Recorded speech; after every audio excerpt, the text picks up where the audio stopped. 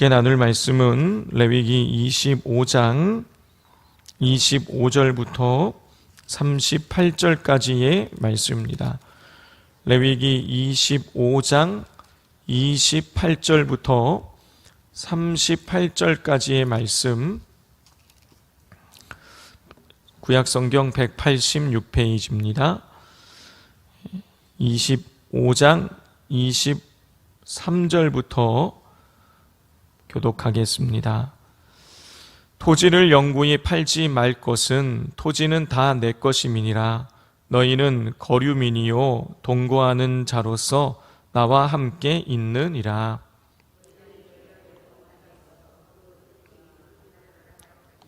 만일 내 형제가 가난하여 그의 기업 중에서 얼마를 팔았으면 그에게 가까운 기업 물을 자가 와서 그의 형제가 판 것을 물을 것이요.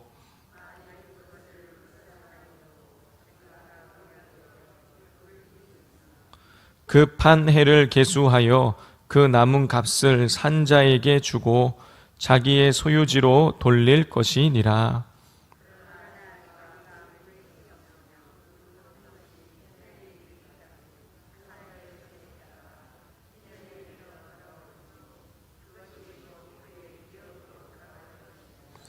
성벽 있는 성 내에 가옥을 팔았으면 판지 만 1년 안에는 물을 수 있나니 곧 그 기한 안에 물으려니와.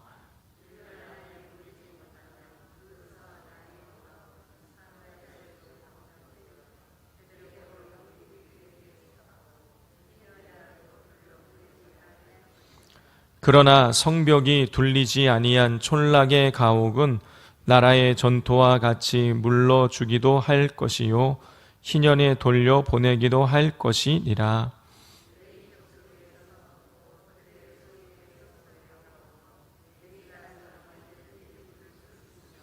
만일 레위 사람이 무르지 아니하면 그의 소유 성읍의 판 가옥은 희년에 돌려 보낼지니 이는 레위 사람의 성읍의 가옥은 이스라엘 자손 중에서 받은 그들의 기업이 됨이니라.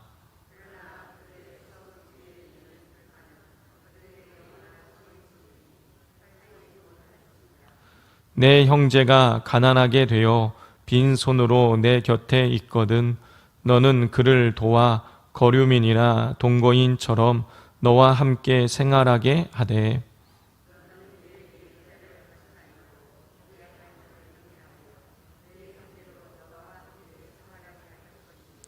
너는 그에게 이자를 위하여 돈을 구워주지 말고 이익을 위하여 내 양식을 구워주지 말라. 나는 너희의 하나님이 되며 또 가나안 땅을 너희에게 주려고 애굽 땅에서 너희를 인도하여 낸 너희의 하나님 여호와이니라. 아멘. 지난 토요일 날 레위기 25장의 말씀을 나누었었습니다. 희년에 관한 규례가 나오죠. 자, 희년이 무엇인가를 우리가 알려면 이 안식년에 대한 내용을 우리가 알아야 됩니다. 자, 안식년은 7년마다 돌아오게 되는데 이 안식년이 되면 땅도 쉬게 됩니다. 더 이상 거기다가 땅에다가 파종을 하거나 과실수를 심거나 가꾸지 않습니다. 땅도 쉬는 것이죠. 또 안식년은 면제년이라고 이렇게 불립니다. 자, 그래서 이 종으로 있었던, 예를 들어서 경제적으로 어려움이 있어서 빚을 져가지고 종이 되었던 사람들은 다 이 상전을 6년 동안 섬기다가 7년째가 되면은 해방이 되어서 자유로운 몸이 되는 것입니다.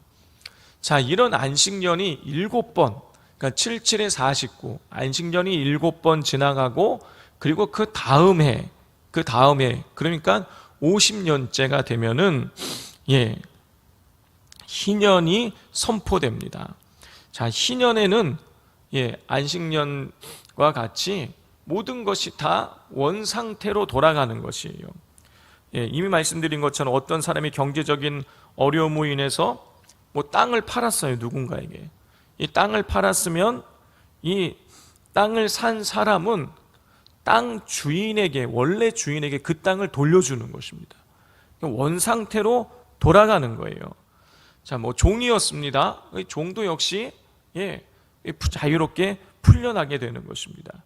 그러니까 희년은 자유가 선포되는 해인 동시에 모든 것이 원상태로 돌아가는 것이 희년이에요. 자, 오늘 본문이 레위기 25장 23절부터 38절까지의 말씀인데 25장 이 전체에는 희년에 관한 내용이 담겨져 있습니다.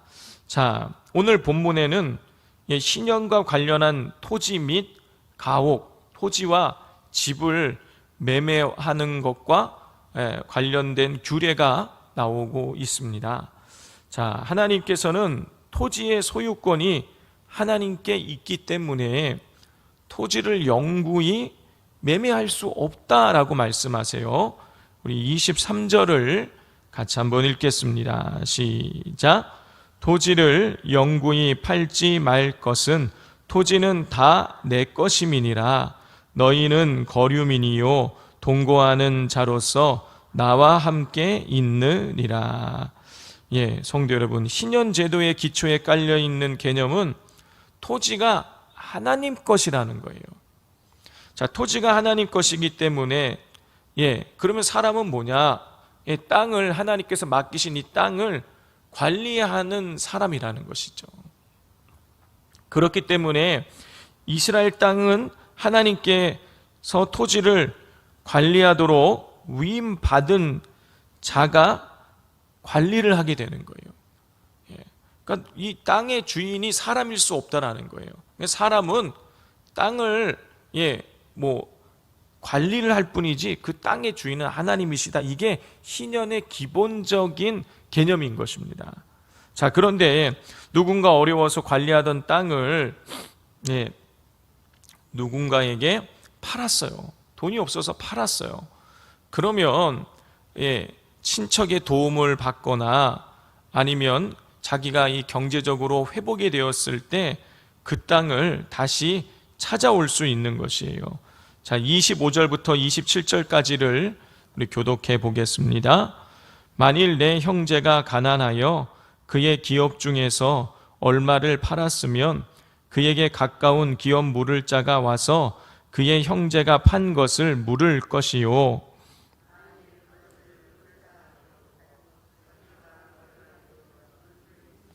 함께 읽겠습니다. 그 판 해를 계수하여 그 남은 값을 산 자에게 주고 자기의 소유지로 돌릴 것이니라 그랬어요. 자, 땅을 산 사람은 원주인이 이 땅을 내가 사겠다 그러면 그 원주인에게 땅을 팔아야 되는 것입니다. 그걸 거부할 수가 없어요. 왜냐하면 모든 땅의 주인은 하나님이시고 사람은 그 땅을 그렇기 때문에 영구히 소유할 수가 없는 거예요. 원래 하나님께서 그 땅을 관리하도록 위임한 사람에게 그 땅이 다시 원상태로 돌아가야 되는 것입니다. 자, 그리고 땅의 가격은 예를 들어서 제가 땅을 샀어요. 그럼 우리나라 어땠으면 땅값이 오르잖아요. 그럼 제가 만약에 10,000원의 땅을 샀는데 시간이 지나고 나서 몇 년 지나고 나서 이게 15,000원이 되었어요. 자, 그런데 땅에 원래 이 땅을 팔았던 사람이 다시 이 땅을 자기가 사겠다라는 거예요. 자, 그러면 제가 15,000원에 이 사람한테 팔아야 되냐? 그럴 수 없다라는 거예요. 다시 그냥 10,000원에 팔아야 된다라는 거예요. 왜냐? 땅의 주인은 하나님이시니까. 이 땅을 사고 팔면서 경제적인 이익을 취할 수 없는 것이 이 희년 제도가 가지고 있는 특징이라고 할 수가 있습니다. 자, 더더군다나 그 정도만 돼도 다행인데, 자, 예를 들어서 희년까지 남은 희년이 50년마다 돌아온다 그랬잖아요. 자, 그런데 희년이 이제 10년 남았어요. 10년 후면 희년인데 그때 어떤 사람이 예를 들어서 10,000원 주고 이 땅을 팔았습니다. 자, 10,000원 주고 땅을 팔았어요. 자, 그리고 3년이 지났어요. 자, 그럼 희년이 이제 7년 남잖아요. 7년 남으면 원래 원상태로 다 돌아오는 건 아니겠습니까? 돈 안 줘도 원 주인에게 땅이 돌아와야 돼요. 자, 그런데 10년이 10년이 남았을 때 10,000원 주고 산 땅이 3년 지나서 이제 신년이 7년 남았을 때 원 주인이 이 땅을 다시 사겠다 그러면 10,000원에 파는 것이 아니라 예를 들자면은 7,000원에 팔아야 되는 거예요. 신년이 가까우면은 이 가격이 더 떨어지는 거예요. 오히려 이게 하나님이 만드신 원리인 것입니다. 그러니까 이 땅을 산 사람은 그 땅에서 나온 밭의 소출은 얻을 수 있지만, 농작물은 얻을 수 있지만 땅을 팔아서 그 매매 차익은 얻을 수 없는 것이에요. 따라서 이스라엘 백성의 이 토지를 매매하는 토지를 매매하는 것은 경제적인 어려움에 처한 이웃을 돕기 위한 목적인 거예요. 굳이 자기가 땅을 파는 사람은 경제적으로 어려워서 파는 것이기 때문에 땅을 판 사람이 시간이 지나면 더 싸게 자기 땅을 살 수 있는 거예요. 그러니까 이 신현 제도 자체는 경제적으로 어려운 사람을 위해서 이 신현 제도가 만들어져 있는 것입니다. 신현 제도 자체가 어려운 사람을 위한 제도인 거예요. 자, 그러므로 우리는 이 신현 제도에 대한 내용을 나누면서 우리도 이 이웃에 관한 긍휼의 마음을 품어야 되는 것이죠. 우리 하나님께서 레위기서의 말씀을 통해서도 너 자신처럼 내 이웃을 사랑해라 라는 말씀을 주셨었습니다. 예수님도 그렇게 말씀하셨죠. 그러므로 우리가 이웃을 내 이익만 도모하는 데 할 것이 아니라 이웃을 돕기 위한 목적도 갖고 우리가 있어야 하는 것입니다. 자, 다시 본문으로 돌아오겠습니다. 자, 신현의 제도는 그런데 이렇게 땅을 사고 파는 데에만 적용이 되지 성읍 안에, 이스라엘 백성들은 이 성 안에 살았습니다. 우리는 이런 성 개념이 없지만 유럽도 가보면 이 사람들이 성 안에 살았어요. 자, 그래서 하나님께서는 이 성 안에 있는 땅, 이 성 안에 있는 집은 예를 들어서 누가 팔았다 그러면 이 판 사람이 1년 안에는 다시 되살 수 있었어요. 땅은 언제든지 되살 수 있었지만 성 안에 있는 집은 1년 안에만, 팔고 나서 1년 안에만 되살 수 있게 하셨어요. 그런데 이 성 밖에 있는 집은 그럴 수 없었어요. 팔았다 그래서 내가 그걸 다시 살 수는 없었어요. 성 밖에 있는 집은 팔았으면 농사를 짓기 위해서 팔았기 때문에 그것을 다시 내가 사올 수 있었어요. 성 안에 있는 집은 1년 안에 다 되살 수 있었어요. 1년이 지나고 나면 다시 그 집을 살 수가 없어요. 그런데 성 밖에 있는 집은 판 사람이 원하면 그거를 살 수가 있었어요. 땅처럼. 자, 우리 31절 말씀을 같이 한번 읽어보겠습니다. 시작. 그러나 성벽이 둘리지 아니한 촌락의 가옥은 나라의 전토와 같이 물러주기도 할 것이요 희년에 돌려보내기도 할 것이니라. 성도 여러분, 왜 이 성 안에 있는 집은 1년 안에만 되살 수 있게 하셨는데 성 밖에 있는 집은 왜 1년이 아니라 원하면 언제든지 그 집을 다시 되살 수 있게 하신 것일까요? 자, 이거는 우리가 이해할 것이 있습니다. 자, 이 성 안에서는 이스라엘 백성들이 농사를 잘 짓지 않았습니다. 이 성 밖에서 농사를 지은 거예요. 그러면 이 성 밖에 있는 이 집은 그냥 사람이 거하고 머물러 사는 집일 수도 있지만 이거는 농사를 위해서 필요한 집인 거예요. 자, 이스라엘 백성은 이스라엘 땅은 굉장히 더운 땅이죠. 그 더운 땅에서 밤에 나가서 일을 할 수가 없으니까 여하튼지 간에 새벽에 일한다고 할지라도 쉴 곳이 필요한 거예요.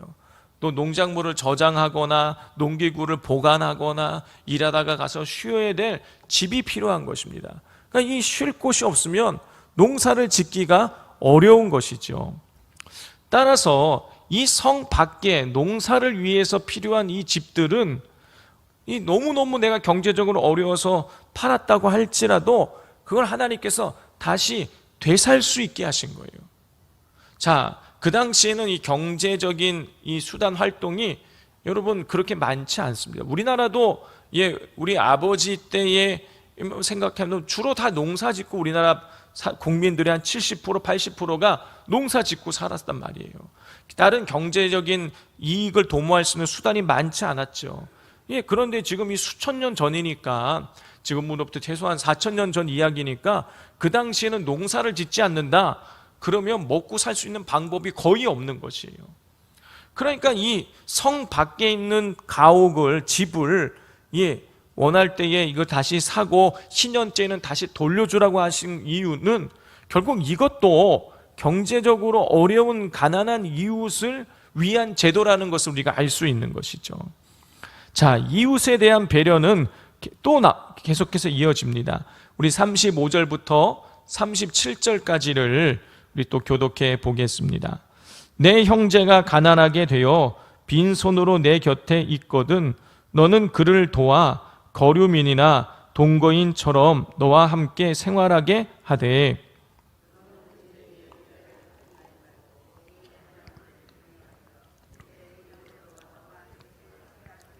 함께 읽겠습니다. 너는 그에게 이자를 위하여 돈을 구워주지 말고 이익을 위하여 내 양식을 구워주지 말라. 가난한 형제가 빈손으로 아무것도 갖지 못한 상태에서, 가난한 상태에서 네 곁에 있거든. 그 가난한 이웃을, 형제를 그 집에 같이 거하는 거류민처럼, 그 예전 노예들도 있고 그러니까 거류민이나 동거인처럼 대해주라는 거예요. 같이 가족처럼 같이 살아주라는 거예요. 먹이고 입히라는 거예요. 그리고 그 가난한 사람이 돈이 필요하다면 이자 받지 말고 구워주라는 거예요. 자, 그러니까 성도 여러분, 오늘 나오는 이 토지법이나 아니면 성 밖에 있는 집을 매매하는 이런 제도, 또 가난한 이웃을 어떻게 돌봐야 되는지에 대한 이런 내용들은 다 무엇입니까? 이웃을 돌보라는 얘기예요. 이웃에게 긍휼을 베풀라는 것입니다. 이 하나님은 이 희년이라는 제도를 통해서, 안식년이라는 제도를 통해서 가난한 이웃을 돕도록 그렇게 만들어 주신 것이지요. 자, 오늘날 우리가 이 성경에 나오는 대로 이 법을 그대로 우리의 삶에 그대로 적용할 수는 없습니다. 집을 샀는데 원한다 그래서 다시 더 싼 값에 팔고 이럴 수는 없는 것이죠.